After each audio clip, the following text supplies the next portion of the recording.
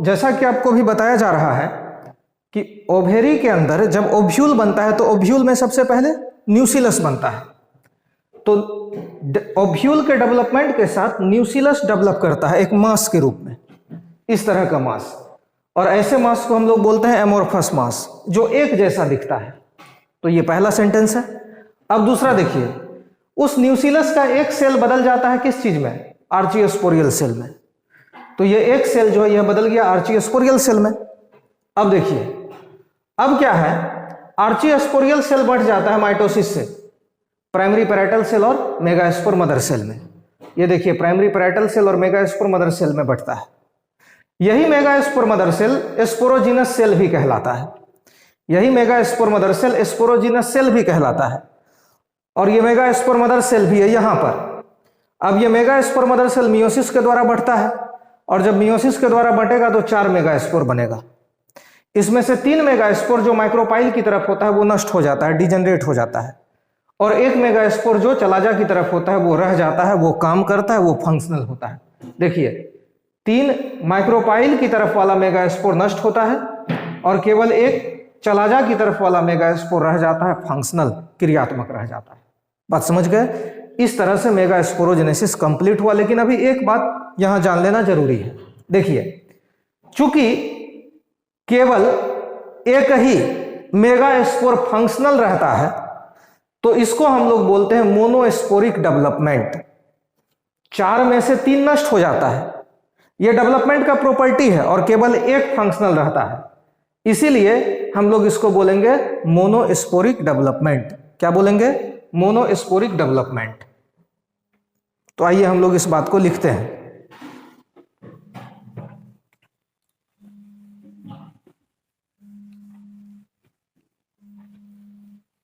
अब हम लोग नोट में इस बात को लिखते हैं।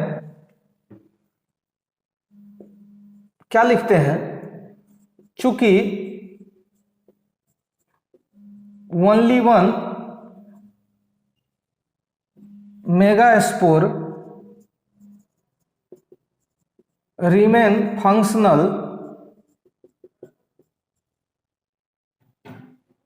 so this is called, इसीलिए यह कहलाता है, क्या कहलाता है? Monosporic development. बात समझ गए? ये ऑब्जेक्टिव में आता है। क्या है कि चूंकि केवल 1 मेगास्पोर रह जाता है फंक्शनल, इसीलिए यह कहलाएगा मोनोस्पोरिक डेवलपमेंट। बात समझ गए? इसको हम लोग मोनोस्पोरिक डेवलपमेंट कहेंगे। अब हम लोगों का मेगास्पोरोजेनेसिस कंप्लीट हुआ। अब हम लोग पढ़ेंगे किस चीज को? मेगा गैमेटोजेनेसिस को। तो अब हम लोग डिफाइन करते हैं किसको? मेगा गैमेटोजेनेसिस को। और ये आप लोगों को शुरू में ही समझाया गया है। क्या बताया गया है इसमें?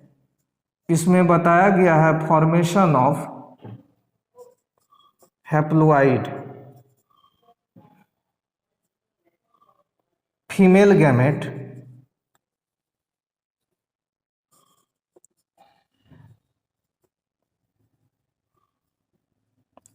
फ्रॉम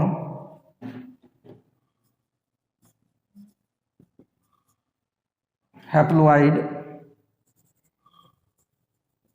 मेगास्पोर called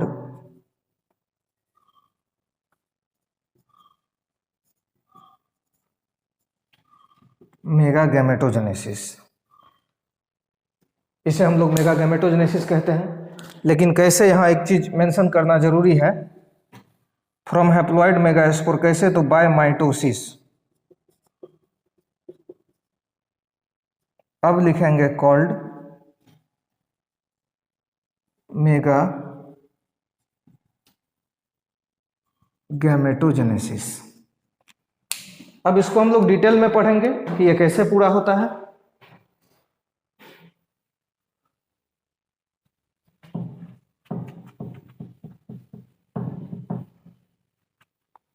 तो अब इसमें भी है कि ये फॉलोइंग स्टेप्स में कंप्लीट होता है। तो इसमें लिखते हैं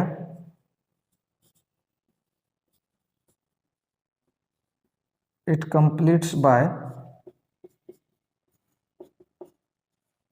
फॉलोइंग स्टेप्स। ये फॉलोइंग स्टेप्स में होता है। अब वो स्टेप्स कौन कौन सा है, तो उसके लिए एक डायग्राम देखते हैं, देखिएगा ध्यान से। ये मेगास्पोर है, ये मेगास्पोर है और ये मेगास्पोर का न्यूक्लियस है, न्यूक्लियस है, न्यूक्लियस। और अब ये न्यूक्लियस बटेगा। कैसे बटेगा? पहले 2 में, फिर 4 में और फिर 8 में। तो पहले 1 से 2, 2 से 4 और 4 से 8। अब जब 8 न्यूक्लियस बनेगा तो इसमें 4 न्यूक्लियस ऊपर की तरफ चला जाएगा और 4 न्यूक्लियस नीचे की तरफ। समझ गए? अब देखिए, अब क्या होगा, 3 न्यूक्लियस ऊपर में रह जाएगा और 1 न्यूक्लियस यहां आ जाएगा और 3 न्यूक्लियस इधर भी रह जाएगा और 1 न्यूक्लियस यहां आएगा। अब प्रत्येक न्यूक्लियस सेल में बदलेगा, यानी कि वो साइटोप्लाज्म से घिरेगा। तो ये ऊपर वाला प्रत्येक न्यूक्लियस घिर गया है किससे? साइटोप्लाज्म से। नीचे वाला भी प्रत्येक न्यूक्लियस घिर गया है साइटोप्लाज्म से, लेकिन बीच में जो 2 न्यूक्लियस है वो एक साथ घिर गया साइटोप्लाज्म से। अब ये ऊपर में जो है 3 सेल, इसे हम लोग एक साथ कहेंगे एंटीपोडल सेल्स। बीच वाले सेल को क्या कहेंगे? Central cell. और नीचे में बीच में 3 में से बीच में जो एक सेल है वो क्या है? वो है फीमेल गैमेट। और ये जो बगल वाला सेल है दोनों तरफ का, उसे हम लोग बोलेंगे सिनर्जिड सेल और इसी को हम लोग बोलेंगे हेल्प सेल। तो ये जो एक सेल वाला स्ट्रक्चर है इसे हम लोग बोलेंगे मेगास्पोर। क्या बोलेंगे? मेगास्पोर। और ये जो 7 सेल वाला स्ट्रक्चर है इसे हम लोग बोलेंगे एम्ब्रायोसेक।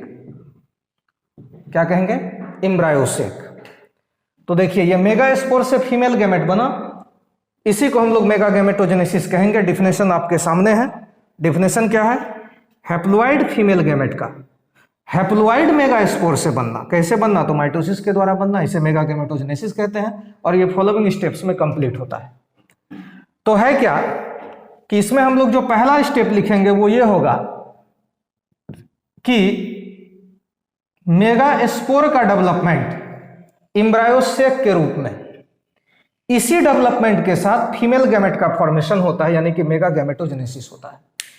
मेगा गैमेटोजेनेसिस, फीमेल गैमेट का फॉर्मेशन इस स्ट्रक्चर का उस स्ट्रक्चर के डेवलपमेंट के साथ होता है। ठीक है? तो क्या लिखना है? पहले नंबर में लिखना है मेगा गैमेटोजेनेसिस। ये होता है occurs with the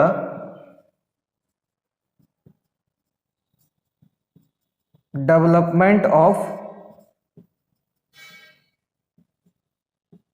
female gamete as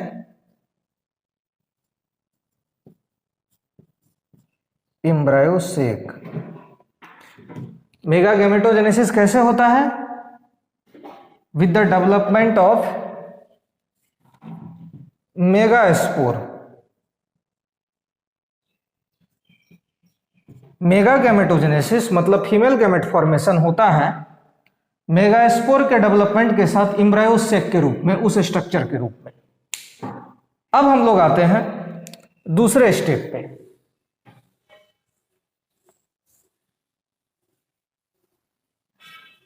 अब देखिए, अब दूसरा स्टेप है कि मेगास्पोर का न्यूक्लियस लगातार बढ़ जाता है 8 न्यूक्लियस में। न्यूक्लियस ऑफ मेगास्पोर डिवाइड्स, ये लगातार बढ़ता है।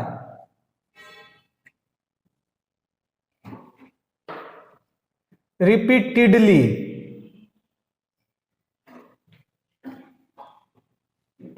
into 8 nuclei by mitosis. ठीक है। ये जो न्यूक्लियस है मेगास्पोर का, ये लगातार बढ़ता है 8 न्यूक्लियस में, 8 न्यूक्लियाई में, और प्रत्येक पोल पर 4 न्यूक्लियस होता है।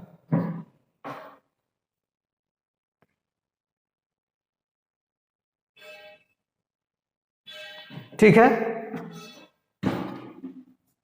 4 न्यूक्लियाई एट ईच पोल।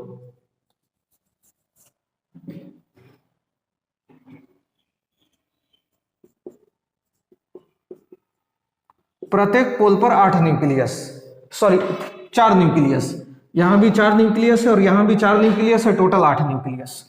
अब देखिए, अब है क्या, 1 न्यूक्लियस फ्रॉम ईच पोल, प्रत्येक पोल पर से एक न्यूक्लियस वो आता है इन द सेंटर, बीच में आता है, और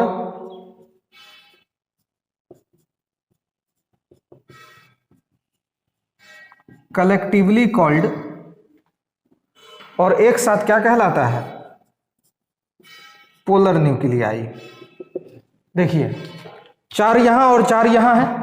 अब प्रत्येक पोल से एक न्यूक्लियस आ जाता है सेंटर में, बीच में, तो बीच में 2 न्यूक्लियस हो गया, और इस दोनों न्यूक्लियस को एक साथ हम लोग कहेंगे पोलर न्यूक्लियाई। क्या कहेंगे, पोलर न्यूक्लियाई। अब देखिए, अब प्रत्येक न्यूक्लियस साइटोप्लाज्म से घिर करके बदल जाता है सेल में। ईच न्यूक्लियस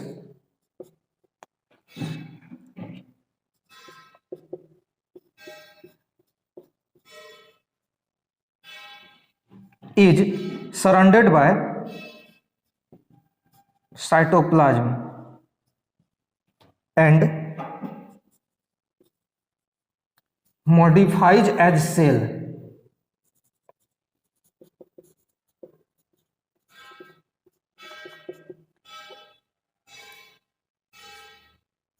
अब देखिए, प्रत्येक न्यूक्लियस साइटोप्लाज्म से घिरता है और बदल जाता है किस चीज में, सेल में। और आगे क्या होता है, तो आगे 7 सेल और 8 न्यूक्लियस वाला एक स्ट्रक्चर बनता है। इस स्ट्रक्चर को एम्ब्रायोसेक कहते हैं, जिसमें ये फीमेल गैमेट होता है, और इस स्ट्रक्चर को तो हम लोग पढ़ चुके हैं। तो अब लास्ट सेंटेंस है, लास्ट सेंटेंस क्या है कि अंत में 7 सेल और 8 न्यूक्लियस वाला एक स्ट्रक्चर बनता है, जिसमें एक फीमेल गैमेट होता है माइक्रोपाइल की तरफ। तो अब लास्ट में लिखेंगे फाइनली 7 सेल वाला और 8 न्यूक्लियस वाला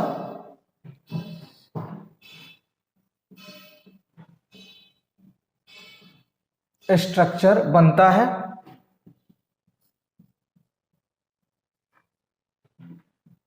जिसको हम लोग कहते हैं, क्या कहते हैं,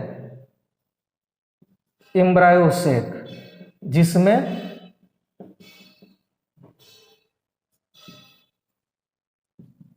female gamete is present at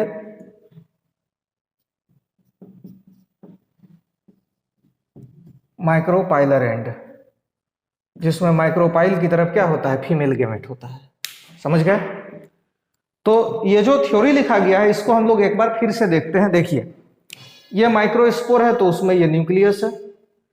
अब देखिए, ये जो न्यूक्लियस है ये लगातार बढ़ता है 8 न्यूक्लियाई में, 4 न्यूक्लियाई इस पोल पर और 4 न्यूक्लियाई इस पोल पर होता है। बात समझ गए। अब देखिए, इस प्रत्येक पोल में से एक न्यूक्लियस, 3 यहीं रहेगा और एक आ जाएगा बीच में, इधर भी 3 यहीं रहेगा और एक आ जाएगा बीच में। अब सारा न्यूक्लियस साइटोप्लाज्म से घिरता है, तो जब सारा न्यूक्लियस साइटोप्लाज्म से घिरता है तो उसके बाद क्या होता है, एक 7 सेल वाला, चूंकि 3 सेल इस तरफ, 3 सेल इस तरफ, और ये 2 न्यूक्लियस के साथ एक सेल बीच में, तो ये 7 सेल और 8 न्यूक्लियस वाला एक स्ट्रक्चर बनता है। इस स्ट्रक्चर का नाम क्या है, एम्ब्रायोसेक है, जिसमें ये फीमेल गैमेट है। तो देखिए, 7 सेल और 8 न्यूक्लियस वाला स्ट्रक्चर बनता है, जिसे एम्ब्रायोसेक कहते हैं, जिसमें फीमेल गैमेट प्रेजेंट होता है माइक्रोपाइल की तरफ। और हम लोग फीमेल गैमेट फॉर्मेशन को ही देख रहे थे, यानी कि मेगा